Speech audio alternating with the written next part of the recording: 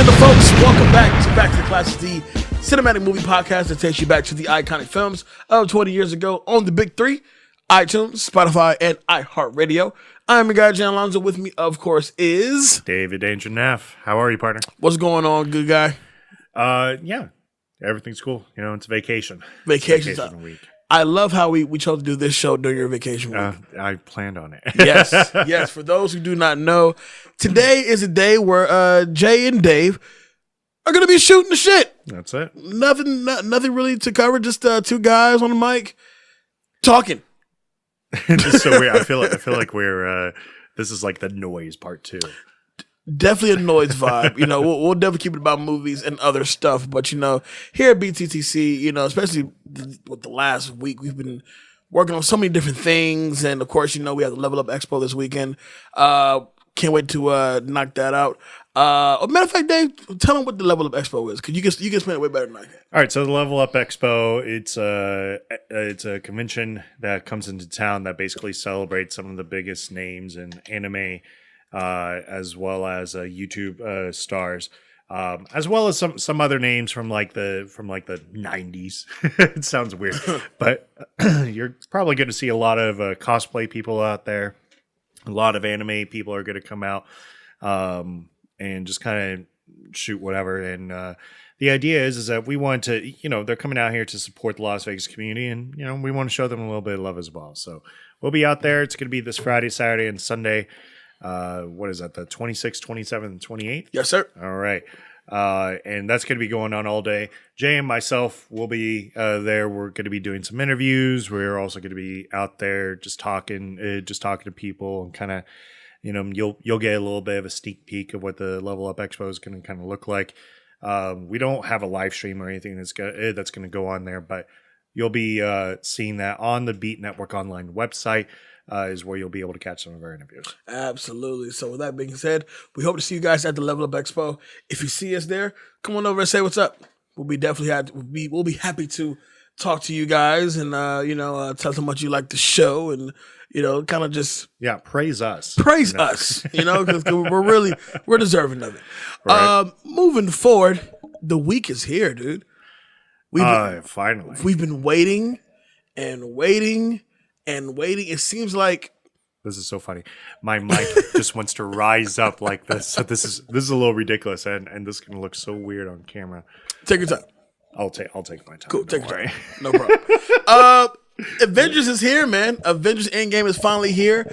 World premiere was last night. I believe the Australian premiere is tonight. So what? It premiered in LA. Premiered in LA last night. Yep. Right. What are some of the things that you're hearing about it? Well, you know, in particular with this movie, I didn't want to do too much digging, but I'm also a sucker for, you know, those Twitter reactions, you know, the first eyes to lay onto the movie. So far we get some good stuff. I did read a few Twitter reactions. Some are saying that this is the perfect conclusion to the 22 movie streak, to the 10 years. The perfect conclusion? The perfect conclusion. Perfect is a strong word to say. Perfect is but it's a good word. But it's a good word to say. Mm-hmm. I also read another one from Perry Nemiroff. She's from Collider. Shout out to Collider. She said that Avengers Endgame is a lot. However, the payoff in the end is the best that you've ever seen in the MCU. The ending, the hour, they said the hour of this movie, the last hour of this movie is the best hour ever created for MCU movies. Possibly the best hour for any movie, period. Because it's chock full of emotion and humor and set pieces. There's a bunch of shit going on. Man, you are hyping me up here. Man, I'm hyping myself up. You know what we should do? I know, because they're playing movie theaters. They're playing in movie theater. Like, it's a 24-hour event. Yes. I don't know if you guys. This is an event film. Yeah. What we should figure out a way to do is here in the Las Vegas Valley is to get you to work for 24 hours just hyping up the movie, just like you did. Maybe. 5 minutes before the movie. Then you run to the next theater and do the same thing. Then you run to the next theater and do the same thing. And keep doing that. We'll find a way to keep paying you. And yo, listen, hey, everybody in Theater B, I heard that the last hour is the best hour ever. All right, Jay, it's time for you to go to Theater 16. All right, hey, folks, Theater 16, I heard. You're going to be exhausted by the time one run happens. 4:50 in the morning. Yeah, you'll be like, yo, man, it's good, man. Fuck yeah, it. just whatever. Just watch it. Leave me alone. God damn. It's like 4 hours later. Come on, Jay, you got like 20 hours to go. So I got a few Twitter posts pulled up now as far as what people are saying. These are no in particular Twitter handles, but to kind of give you a good idea about what people are feeling about it. This movie is massive. I mean, we knew it would be big, but we didn't know that, people who've either are just joining the MCU train versus people like us who've been a part of it since day one with Iron Man.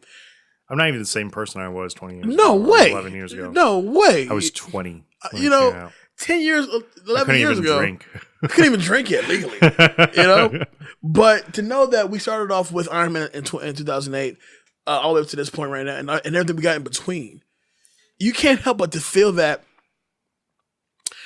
emotional sense of like, I'm going to lose a big part of my life. Not even lose, but I was there for a huge part of my life. I feel like, all right, you know how people love 80s movies? Yes. I feel like it's going to be kind of like that because leading into the early 90s with movies, like movies definitely changed. And everybody kind of talks like the glory days of 80s movies and whatnot. And don't get me wrong, I love 80s movies. They're a lot of fun. Oh, yeah. Here's what I love about 80s movies. They're almost all of them are super inspirational. Right. Like you come out of an 80s movie like, yeah, like that was super cool. All right, Rocco. Right. They're all super weird. Like there's not like a normal like what was that one John Cusack film where he's trying to basically say anything? No. He was trying to he basically gets depressed after a breakup. And he's trying to basically kill himself, but not really. It has to deal with skiing, and there's like a French girl that's in it. Boss Hogg is in it, and he's his boss from Porky's. For those, I feel like I know what you're talking about. I think it's called Better Left Dead or something like that. Better Off Dead. Better Off Dead or something like that. Mm-hmm. And that movie's just weird, but it's super inspiring by the end of it. You're just like, yeah, I mean, I know you were depressed and whatnot. I know that, like, but you probably still have like suicidal thoughts and whatnot. And Boss Hogg was your, dude that was the boss, but you did really well riding one ski down a mountain, not a snowboard. No, this was a ski to win that race. All right, so you see, but that's why I love about 80s movies. I totally get that. I think I don't think I've ever seen Better Off Dead. But when I said say anything, say anything, right? Say anything, that's the only thing from the 80s is like box, right. Clearly. All right, so here's some Twitter reactions to Avengers Endgame, really based off of last night's premiere. Just walked out of Avengers Endgame premiere. Oh my god! How do you know that person's British? I don't. I'm just guessing. Another one. That person's like, dude, I'm from Tennessee, dude. I don't even know what this is about. Oh my god! Oh my god! Another one. I quite liked Avengers Endgame. Lively. I quite liked. Lively, well written, funny, and moves along very briskly. Considering just how much story there is, I may have even teared up. Avengers Endgame is the film of the year. If you thought you'd seen comics brought fully to the big screen already, prepare to reset your expectations again. See, okay. Pause. So, reset my expectations. I can't hit this expectation. How? You can't. It's impossible. You can't. Like, okay, here's what it was reset during the first Avengers. Avengers. They tried resetting it during the Age of Ultron, and some people were receptive. Others were kind of whatever with it. And then Infinity War resets it. Kicks and right now Endgame is going to reset it again a year later. Man, I feel really bad for Spider-Man Far From Home. Oh, my God. All I'm going to say about Avengers Endgame is that I am an emotional wreck, and I can't stop crying. Man. This sounds like the Falcons losing 28-3 in the Super Bowl for me. Oh, man. I really don't talk about that day because I can tell you what I did during that overtime and where my thoughts were. Avengers Endgame thoughts. Still processing. I laughed. I cried multiple times. I screamed, but overall, an epic ending to the Infinity Saga. And we'll do one more. Incredible. This is from Scott Mantz. Scott Movie Mantz of Entertainment Tonight. He's pretty incredible. Dope. Incredible. Incredible. Avengers Endgame brings the entire MCU to a rousing, exciting, deeply moving, and wholly satisfying conclusion. It's a beautiful film. Fun, smart, clever, brilliant. Perfect blend of action, heart, and humor. This is as good as it gets. Greatest superhero movie ever.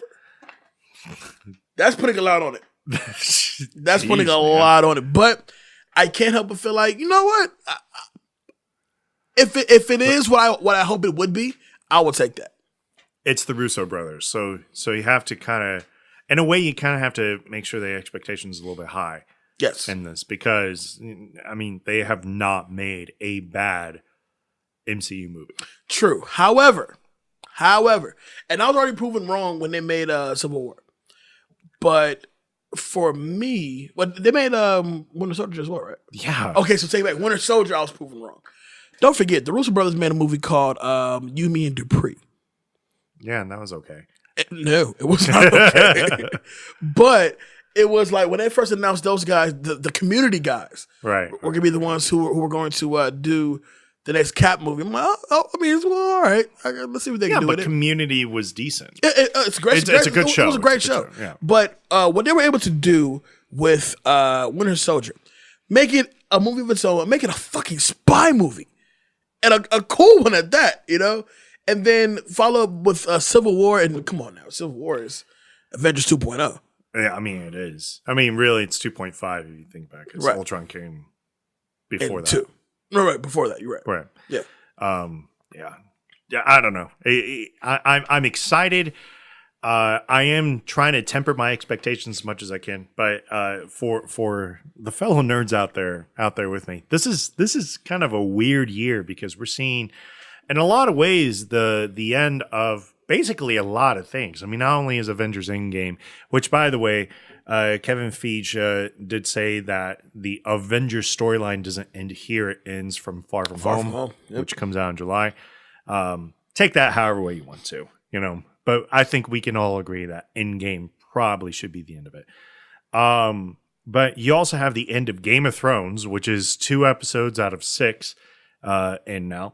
And you also have the end of Star Wars as it came out with the Rise of Skywalker. How do you feel about that title? I heard there's a lot of stink about that title. I feel in some ways it's retconning, but I don't know. I'm very neutral. I'm very neutral about it. To be honest, like Star Wars fans, I'm a huge Star Wars fan. But the other Star Wars fans that maybe they're a little bit more than me have really taken me out of Star Wars. And honestly, they're kind of ruining my love for it because of it. But that being said, this is still something that you know, yes, they have said that more than likely they will continue it on in the future. But we're talking 42 years of history here. Yeah. You know. And not necessarily saying goodbye to it, but more so about it's time for another break. Yeah. You know? And I mean, when did Revenge of the Sith came out in what, 2005? Yes. Yeah, because I was a senior in high school, and the day it came out, I skipped school to catch the 10 a.m. showing. Worth it.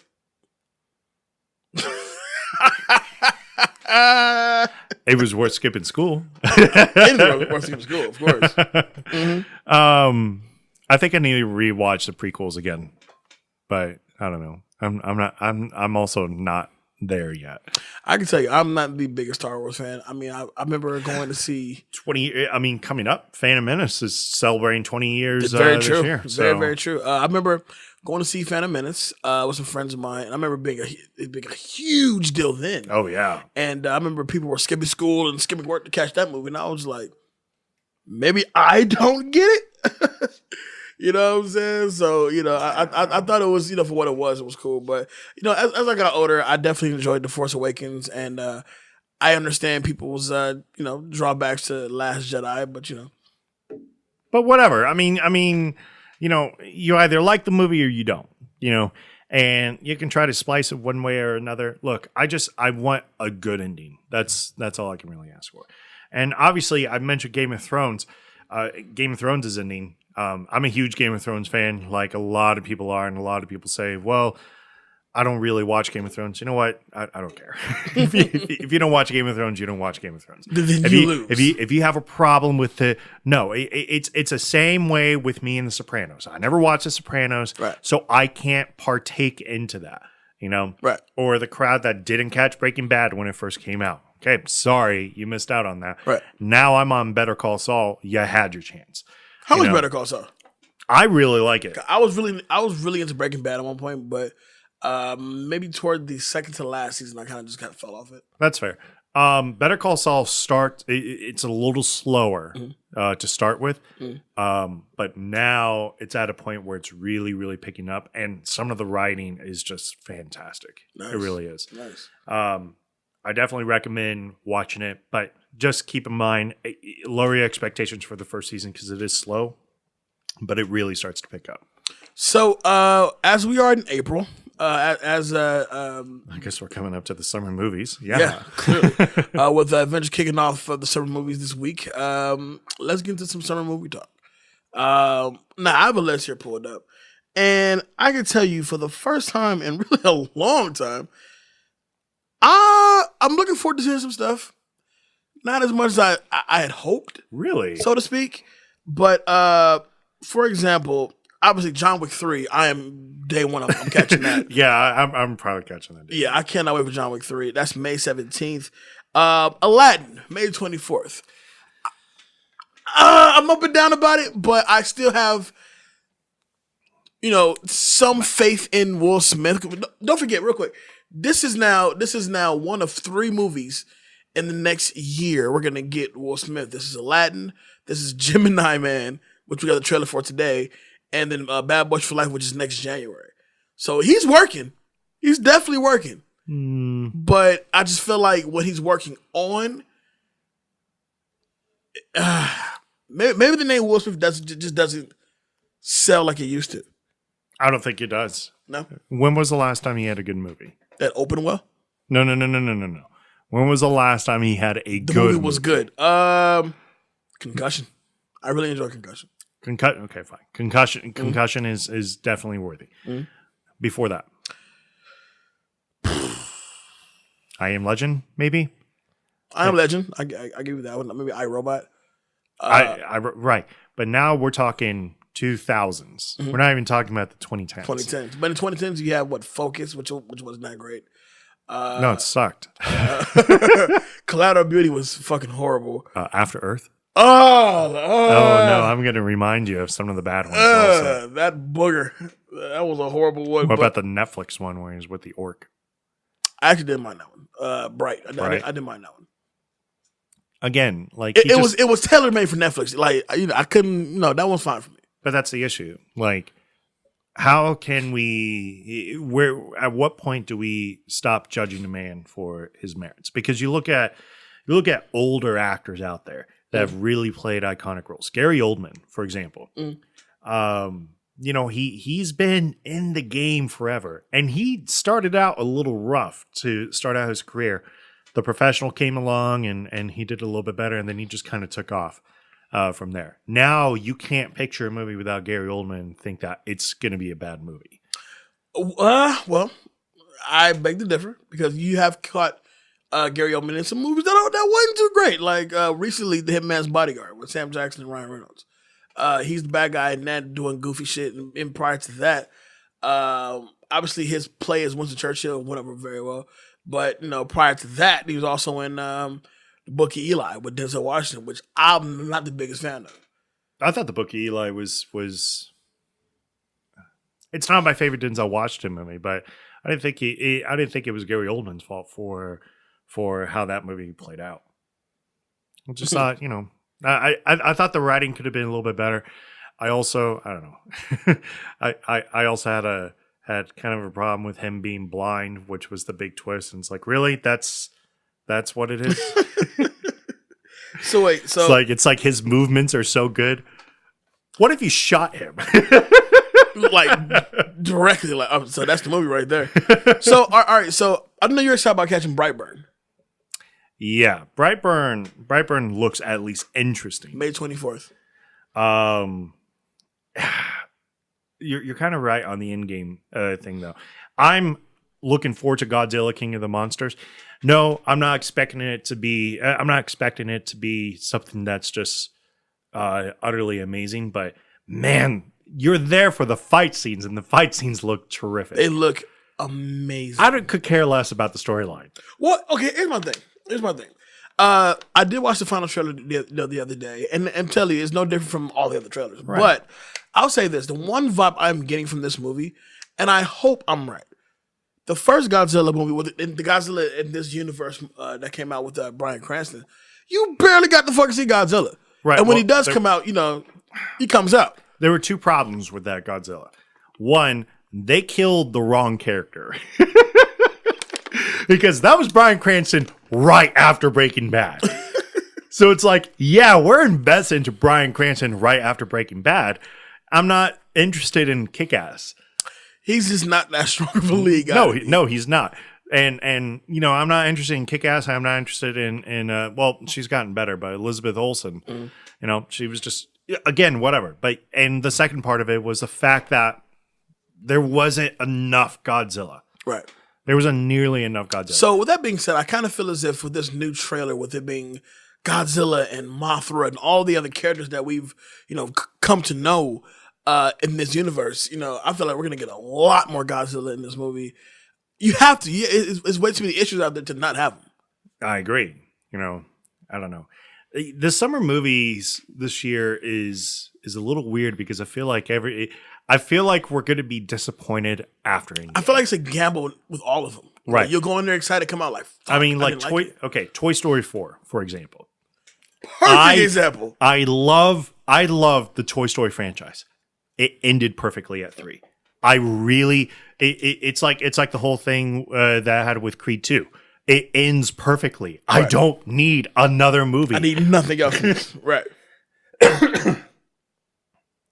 I don't need another movie. Please just end it. Right. Like I'm cool with it. There's nothing wrong with that. Lion King. Okay, here's my thing. No. We're gonna disagree. There's never been a good Disney live action movie outside of maybe Jungle Book. And that's just good. I will say Beauty and the Beast gives it a solid run for its money. Nah. I mean, it's not better than the Jungle Book. No. But I also say for it to be live action, it's all right. Okay, and then I compare that to the cartoon, and the cartoon is that much better than the original. Because it's a cartoon. But that's what I mean. Like that's my problem with these live action movies. Mm-hmm. It's just a way to make money. Of course. And it's fine. If Disney has the money to kind of do these things, but there's nothing. Okay, I can literally go movie by movie and break down what was wrong with it. Okay. Cinderella, for example. The whole thing. Okay, Cinderella. The whole thing about Cinderella was she's so much stronger than the original Cinderella. The original Cinderella was locked in a tower. Was locked up. Had to basically make friends with rats. You know, this Cinderella was able to ride into town. She could have left anytime on a horse whenever she wanted to. Said, fuck a shoe. I'm out here. It's like, and why am I supposed to be impressed by that? I don't have to be impressed. Look, if you're a free-spirited woman, that's perfectly fine. But that doesn't necessarily mean that I'm going to be invested into your character unless you're something completely different. And she definitely was not. The other side of it was the evil stepmother. Okay. In the original Cinderella, the evil stepmother was evil. But you kind of like that about her. Like she just did crap to do crap. Right. And this Cinderella, she's kind of, they gave her a background story that kind of makes you sympathize with her. And it's the problem with these movies. Now, a lot of people, I know people are going to say about Thanos, the problem with Infinity War is that they made Thanos, likable. But it's better than just kind of having throwaway characters. Like, unfortunately, Ronan. Ronan was supposed to be powerful and interesting, but there wasn't anything interesting outside of the fact that he just wanted to conquer. I mean, he's a big baby. It's not interest. Right. But no, well, so to capitalize off that real quick. So go ahead. They do make Thanos a likable character, but it's more so we like him because he is a character that ultimately sticks by his word. He said when I'm done here, I'm gonna sit up top and watch the sunset, which is exactly what the fuck he did. Right. And there's nothing wrong with that. Mm-hmm. The problem comes with our feelings with our problems come with on these Disney live interpretations is that there could be a point to all of this. Mm-hmm. You know, what if they turn around with Aladdin and Jafar just so happens to be a really, really, really smart guy that probably should be running the kingdom outside of the palace. Mm-hmm. Now I'm going to be conflicted. And all I wanted was a true interpretation of Genie. Same thing with Lion King. What happens if other issues? What happens if they make Mufasa seem like a dick? Just a little bit, because there were moments, especially in the original Lion King, that you could have said, okay, he probably could have been a little bit dickish about that, but Scar took it the wrong way. Right. What if it's the other way around? What if they actually say Mufasa's a little bit of a dick? Then can you really blame Scar? Yeah, fuck that. That's what I'm saying. But other examples, Maleficent. Okay, you took the sorceress of all evil, and you basically made her into a woman who is misunderstood by the entire kingdom, and the one true love to wake up Sleeping Beauty is a kiss from her. It's weak. Weak. Well, anyway, Ma. I can totally go through. No.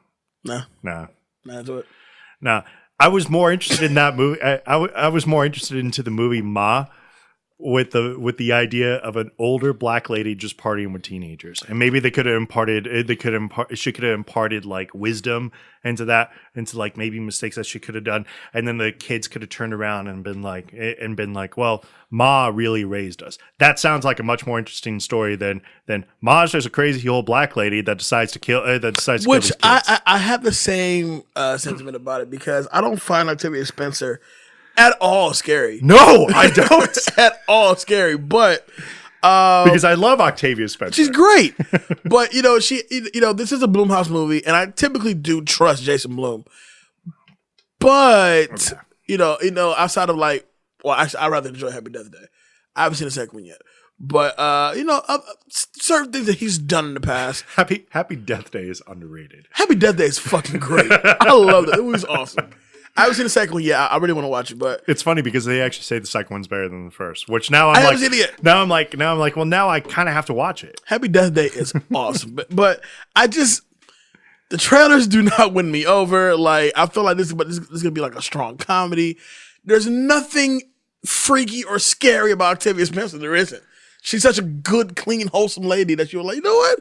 Let's go to church one day. Every time I see Octavia Spencer, I go back to the scene in The Help, where she walks in with Viola Davis, and they're in the church, and it's towards the end of the movie, and everybody just starts clapping, and Viola is so confused that she just kind of starts clapping herself. And they're all, and she's like, "What are we clapping for?" And she looks over at Octavia, and Octavia's like, "They're clapping for you." That's how I picture Octavia Spencer. Right. I picture her as a strong person who's willing to pick their friends up and just kind of do whatever. With him. So let me ask you this. We're finally getting Dark Phoenix June 7th. I thought they would have just scrapped it at this point. With all the reshoots, Disney buying Fox, it's like, where does this movie actually land? And furthermore, who the fuck wants to see it? I don't know a lot of people that wants to see it. There's this, and then I think New Mutants is just going all together, right? Right. And it's just, I haven't been won over by the trailers. Furthermore, once again, it just seems like people are just ready. I'm so ready to just get over this shit. They were. I know there was strong consideration to actually scrap New Mutants, but apparently they're going to go ahead and go through with that. But I'm with you there. Like, there's nothing interesting about it. All right, how about Detective Pikachu? You know what?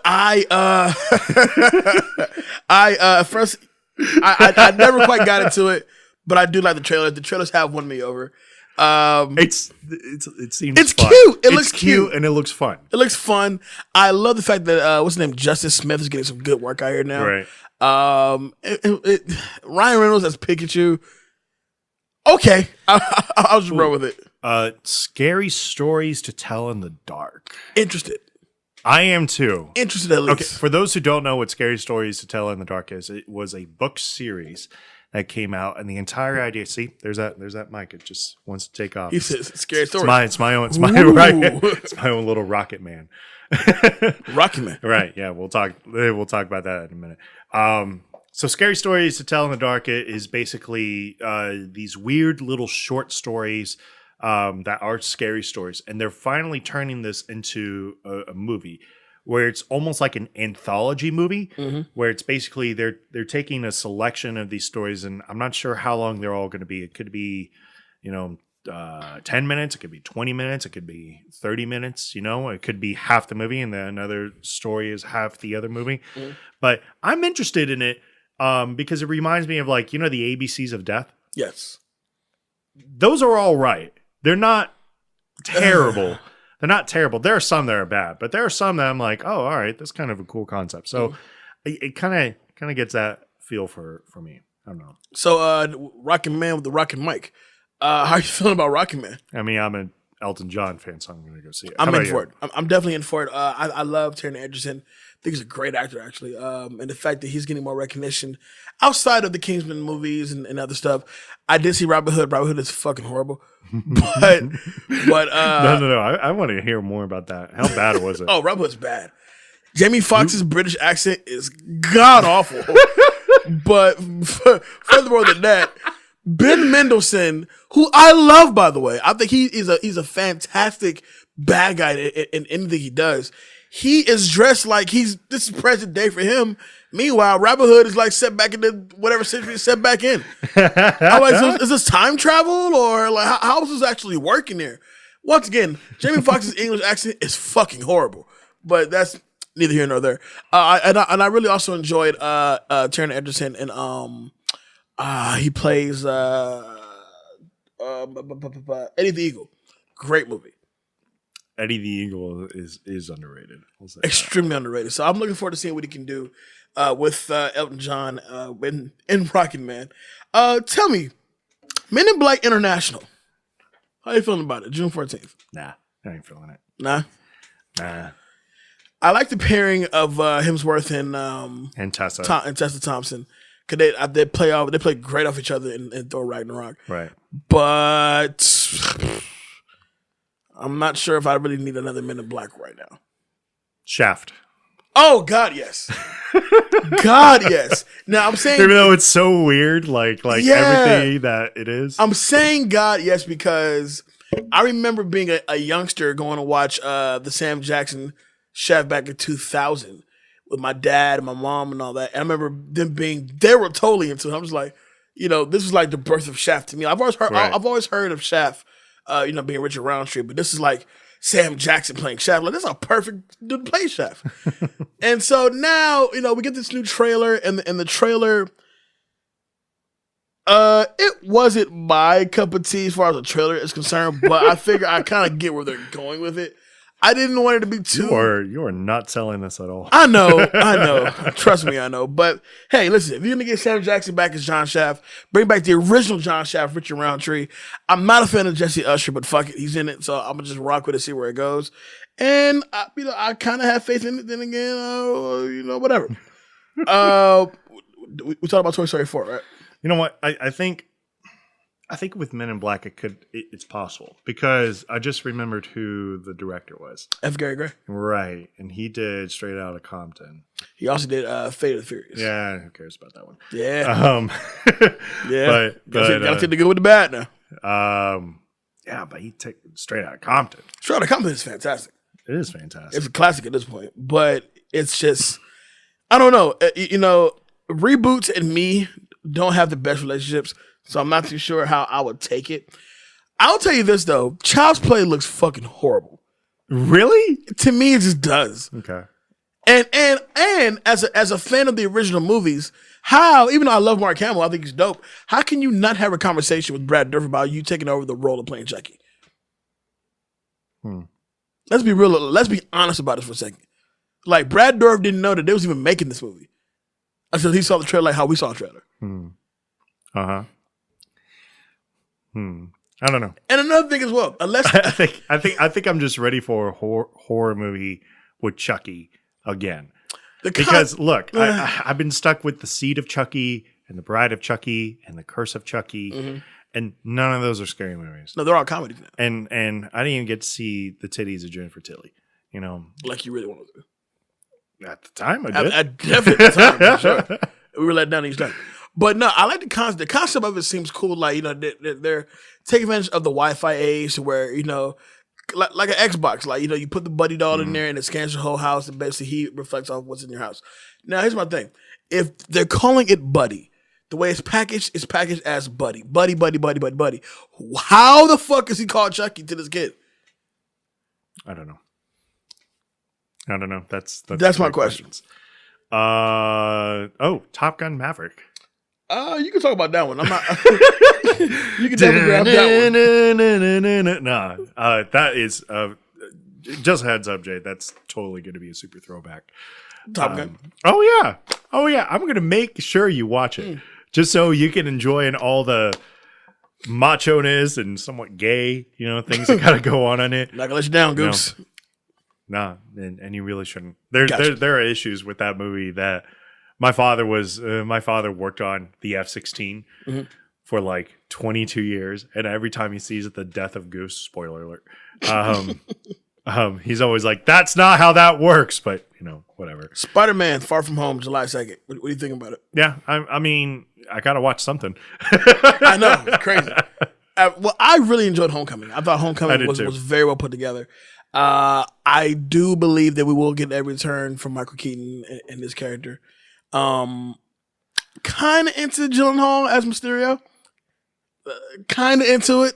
I got to see more to really kind of get into it. But overall, though, I really enjoyed the trailer. Yeah, I'm there with you. You know, it'll be interesting to see where they kind of go with it, since it is going to be the end or whatever. Hobbs and Shaw. Oh God, yes. Oh God, yes. Let me tell you something. As long as they admit that it is a superhero franchise now, then I'm okay with it. Well, here's the thing. You're gonna try to convince me otherwise, and you're wrong. Here's the thing. This franchise has went batshit insane years ago. It didn't just start with Hobbs and Shaw. It started right at about 5. Definitely 5. Now, the only issue I have as of now, and before I even get to this issue, the trailer I thought was, one, extremely too long. This is a long fucking trailer. But it definitely builds your excitement because, you know, the whole Idris Elba Black Superman thing, which was cheesy, but cool at the same time. But you can just tell that they're selling this movie off the chemistry of The Rock and Jason Statham. Why does Idris Elba have to play a bad guy? Why not? Black Superman bad guy? Why not? I hope he wins. I'm sure he wins a fight for sure. But here's my issue. Do we no longer address Shaw killing Han? No, we don't. We just invite Han to the barbecue now. No, we invite Shaw to the barbecue now. I actually had this whole joke about that with one of my best friends. Right when what was her name? Elena? Mm-hmm. Right when she died, which is Wonder Woman. I can't think of her name. Gal Gadot. Gal Gadot. Yep. Right when Gal Gadot dies in the movie, they kind of go back, and then Vin Diesel breaks up with Pataki, you know, and he says the line, "You don't have to go." Like, he says that to her, right? Because he's obviously getting back with Letty, right? And immediately afterwards, I finished that line. I was like, Han just recently became single. Like it made perfect sense for them to just like start. No, I mean, it would have been a terrible idea, but that's how you keep the girl around. You know, oh, now that Han's single, you know, let's see what else can happen. No, we're not addressing Shaw killing Han anymore because who cares? We still care. I don't. Oh, okay. So I forgot about Han. The world's better off without Han, huh? The world is better off without Han. Oh, okay. Okay. Now, a movie I can't wait to talk about. Once Upon a Time in Hollywood, July 26th. I need to see a trailer. I need a more full trailer to really understand what we're dealing with here. But with that being said, though, there's a lot of potential. I'll say that. Tarantino's one of those only few directors can get me off the name alone. I'm there only because it's fucking Tarantino. You know, who else to get that kind of love? Yeah. Scorsese. Spielberg had that love at one point, but then he doesn't have it anymore. Not anymore. But another one, Nolan for sure. Yeah. I'm in there for any Nolan movie. I'm in there for sure. I know. I was there for Dunkirk, and you know it was boring, but I still liked it. Dunkirk was extremely boring, but I did enjoy it too. But with this being, Tom Hardy is like the best World War II pilot. Just like he was flying on no gas for like the last third of that movie. 2.5 hour movie. He's flying on like no gas. He's just kind of gliding. It works for him. But Tarantino he's in the class of his own, man. Like before this, it was Hateful Eight, which I did enjoy, Django, which I fucking loved. Prior to that was Kill Bill 2. No, he had Inglourious Basterds. Inglourious Basterds, yeah. But Tarantino is a genre himself. You pretty much think he's going to retire? Huh? You think he's going to retire? Fuck no. No, I don't think so either. I figure by the 10th movie, he should know what he's doing. I'd love to see him do a TV series. I would too. I was really into seeing if they even do it. He was supposed to either produce or write or all three write, produce, and direct a Star Trek movie. Apparently, him and JJ cooked up some kind of idea together, so I thought that was pretty cool. But I don't know how I feel about that. Me neither. That's why I kind of want to see it to see what comes about it. Like I need to see. I need to see ideas first before I'm convinced. But I can tell you, this movie is heavy, man. Pacino, DiCaprio, Brad Pitt, Margot Robbie. Who was in this thing? Burt Reynolds wasn't going to be in it. Right? May rest in peace. But no, he is in it. So they kept the scene. Yeah, they kept the scenes. Nice. Luke Perry, may recipes. Yeah, it's everybody just keeps dying in this movie. Yeah, man. But I'm looking forward to it. Reminds me of that. Remember that script that came out? There was that comedy script, and there was like a horror story behind it, where it's like every lead actor that was attached to it dies before he ever gets shot. Right. Like Belushi was attached to it. John Candy was attached to it. Chris Farley was attached to it. And it was like, and now it's like dead and buried like somewhere, right? Never to be shown the sight again. But it was like there were like 4 actors that were attached to be the lead actor in it, and they all died. That's a poltergeist shit. Speaking of which, New Mutants is being released August 2nd. We'll see. Yeah, and that's crazy because out of New Mutants or Dark Phoenix, New Mutants had a much better trailer that I was like, I kind of want to check that out actually. Yeah, but that was like 2 years ago that dropped. At this point, yeah, that's what I'm saying. That's wild, man. Like, so we don't even know if we're getting the same movie that was in that trailer. Yeah, that is true. Let me ask you this: me being a father and you being an uncle to a young niece, Dora in the Lost City of Gold, August 2nd. No. I said the same thing. No, she needs to grow up at that point. This is ridiculous. This is ridiculous. It needs to be Dora in high school. That's yes. A movie I am looking forward to is Good Boys, August 16th. Which one's that one? That was the Seth Rogen produced comedy with Jacob Tremblay. Him and his 2 buddies going on this R-rated, comedy adventure. Oh, you know what I did watch? I watched Blockers. Oh, I love Blockers. That movie was awesome. It was interesting. Like I won't say it was. The movie would have done so much better if it was released literally 10 years ago, right? Smack dab in the middle of all those comedies at that time. There's a lot that I liked about the movie, and then it was like, oh, y'all really went for it there. Blockers is one of those movies to where you definitely go in with low expectations. But you come out like, yo, I really enjoyed that. Yeah. Like, especially John Cena and then Leslie Mann. Like, they're God, they're great. I do like Leslie, man. You know what? I felt bad for who was the other guy? Ike Barinholtz.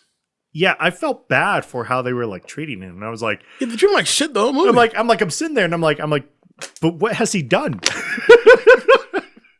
Why are you guys treating him? Such treatment. I'm like, why are you guys treating him like shit? Like he doesn't matter. Why? Because he's a little crazy. Because he's not like signed up to be this like adult. You know, he's just kind of whatever. The funny thing is, he was the one that had the logical idea at the end of it. He was like, yeah, no, we really shouldn't ruin our kids' nights. Clearly. And I'm like, wow, the dude who's the piece of shit, you know, is actually responsible dad. Right, he's being responsible, and y'all are over here getting things shoved up your butt and whatnot. How are we on time? I mean, it's 45. Right? Oh, yeah. Right on time. Yeah. Well, this is fun. Just shooting the shit, you know. We're shooting the shit, man. That's all. Besides Level Up Expo, what you got planned for the weekend?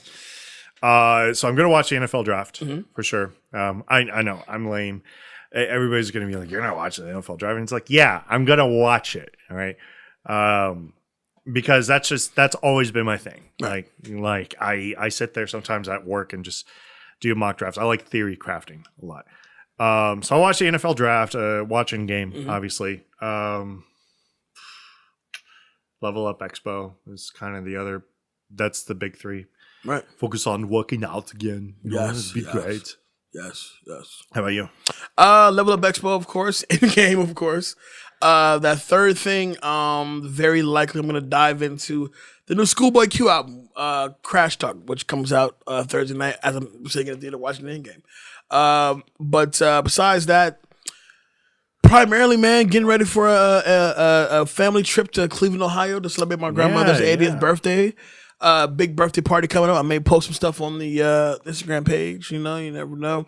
And right behind that, my daughter's coming back to me for the summer. I'm gonna be so broke. How was your school? How was her school year? Very good. Yeah. Very good. For those who don't know, my daughter lives with her mother now. She's brought home A's and B's this year. So, you know. Hold on. Not to drop all your stuff there, but they have a really, really good relationship in terms of how that has kind of played out. Like, yes. I know some people are going to hear that and just going to be like, oh, okay, so we know that Jay just, you know, whatever. No. This was an agreement that was made between the two of them to basically raise a daughter for a certain amount of years, then the other parent raises it for a certain amount of years, and so on and so forth. The definition of shared custody. Yeah. Until like what, high school? And then she decides? Right. So let's before some of you make some judgments, you know, no, it ain't like that. No. Me and my kids' mom have a fantastic relationship. Shout out to Joe's out there. But like I said, one of the best things we could do is for her to go back to her mom, and then she got awesome grades because of that too. So for that, I'm satisfied. Can't wait to get her back in the next month, and I'm gonna be so broke while she's here because you are. She wants to do everything. She should hop on. I'm gonna get her on. I'm gonna get her on. She gotta find a kids movie. I'm gonna. I'll let her choose something. Absolutely. Okay. Yeah. Dave, where can they find you? You can always find me on Instagram, Facebook, and Twitter. David Danger Neff. I'm the co-host here at Back to the Classics as part of Beat Network Online. Have a couple posts out there that I wanted to write. I will honestly have an NFL mock draft out by tomorrow because that's so lame.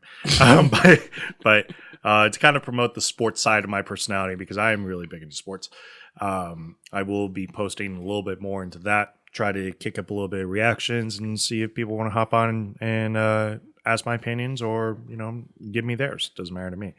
But yeah, you can catch us at the Level Up Expo this weekend. That is going to be Friday, Saturday, Sunday, 26th, 27th, 28th. We will be there presumably all 3 days. We'll kind of keep everybody updated on that in case things, you know, don't work out, you know, but, you know.